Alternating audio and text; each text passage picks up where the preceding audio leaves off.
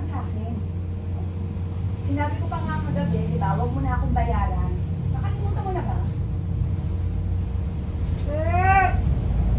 Matagal na yun kasi. Nalimot mo na lang yan. Bakit ka utang ka na akong pera? Aray, yun yung nasusunod ako. Sayang naman, tama na. Ano ba yan? Nasa ulo eh! Ano eh? Nagwisit ka eh. Karat ng kasi ko. Ikaw eh. Sobra ka na. Ha? Sobra ka na. Wala nga akong utang. Wala.